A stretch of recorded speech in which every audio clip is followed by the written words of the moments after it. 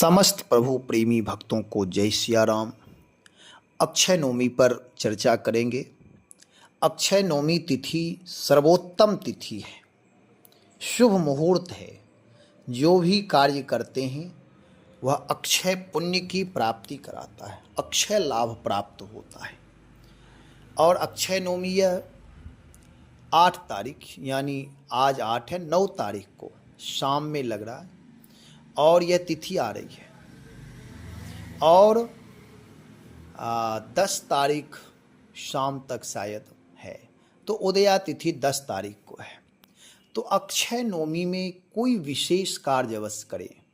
अयोध्या में 14 कोसी परिक्रमा लोग करते हैं अक्षय नवमी तिथि में, यह तो परिक्रमा है ही।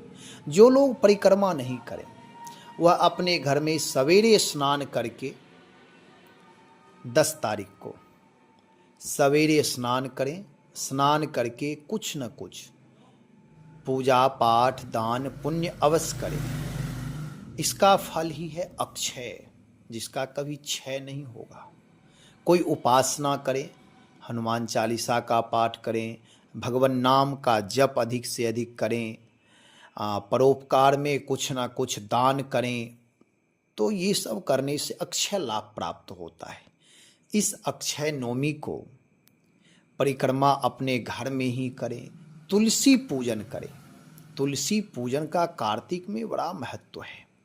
अपने घर में ही जहाँ तुलसी हैं, रविवार दिन पड़ेगा शायद, तो रविवार को तुलसी का स्पर्श या जल नहीं देना चाहिए, लेकिन दूर से ही पूजन करें। पूजन करने में कोई दोष नहीं होता है और विशेष तिथि विशेष मुहूर्त का मूल्य होता है।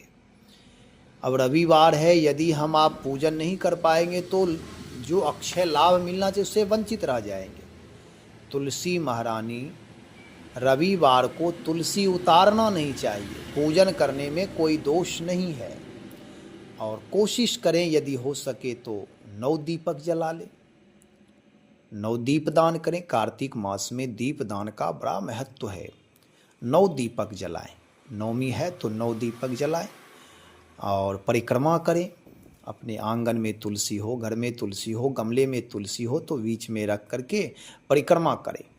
तुलसी का बड़ा मूल्य है। दीप दान करें। दीप दान का भी कार्तिक मास में बहुत सारे जो कल्पवासी लोग हैं वह प्रतिदिन दीप दान करते हैं। पवित्र नदी के तट पर, सरयू गंगा जो भी नदी जहाँ वे कल्पवास करते हैं कार्तिक मास में, वहाँ वह दीप दान नित्य करते हैं। कोई भी पूजा में आप देखें बिना दीप बिना आरती किए उसका लाभ नहीं मिलता है। तो घर में दीपक अवश्य जलाएं।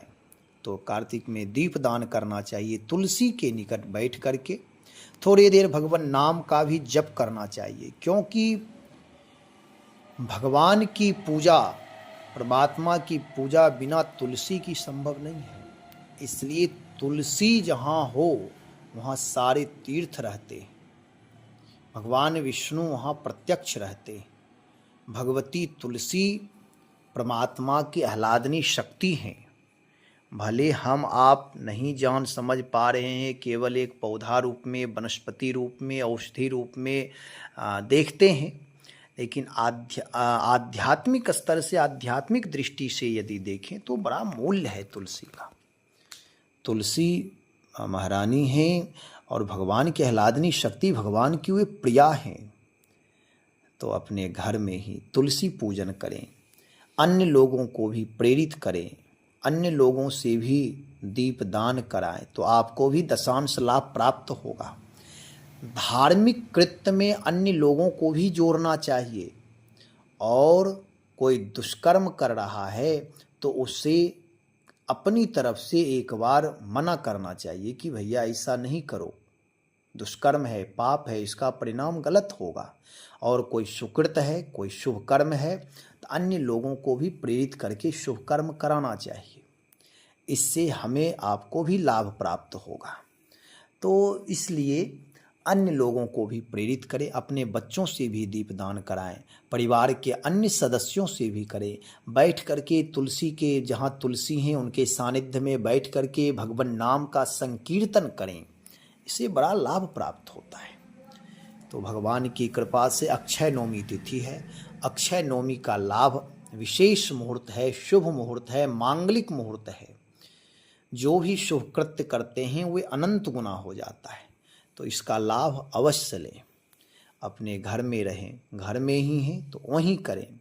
मुहूर्त, तिथि, शुभ लग्न ये हर जगह अपना प्रभाव रखते हैं।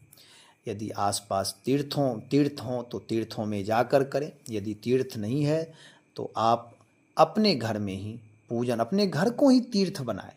जहाँ तुलसी हैं, जहाँ ध्वजा हैं, वह सब तीर्थ स्वरूप घर होते हैं। जहाँ राम रामायण विराजमान है, जहाँ वैष्णव भक्त रहते हैं, उदार महापुरुष चरित्रवान लोग रहते हैं, वह सब तीर्थ स्वरूप घर होते हैं। वहाँ का वातावरण मांगलिक होता है। इसलिए अक्षय नवमी का लाभ आप सब लोग प्राप्त करें। अक्षय नवमी को दान भी करें, दान भी करना चाहिए। तो देखें, दान करना कोई लालच से, ऐसा नहीं कि लोग लालची हो गए। दान करने से दिया हुआ ही हमारे आपके जीवन में अनंत गुना होकर के वापस होते हैं। ऐसा नहीं कि हम दान करके बहुत एहसान कर रहे हैं कि मैंने दान किया, मैं नहीं होता तो उसे कौन देता, ऐसी भावना नहीं।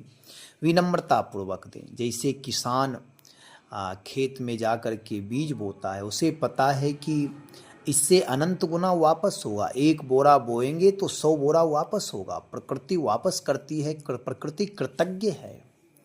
हम आप एक गुठली यदि आम का लगाते हैं तो प्रतीक्षा करते हैं वही पेड़ बड़ा होकर के अनंत अनंत वर्षों तक फलते रहते, अनंत अनंत फल देते हैं, महापूरण करते रहते हैं, घर भर जाता है।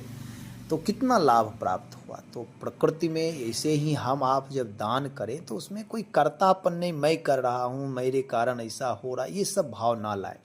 विनम्रता पूर्वक दान करें, बड़ा लाभ है।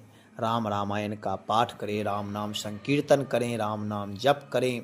अधिक से अधिक शुभ समय, शुभ कार्य में अपना समय व्यतीत करें। परिवार के अन्य सदस्यों को भी जोड़ें।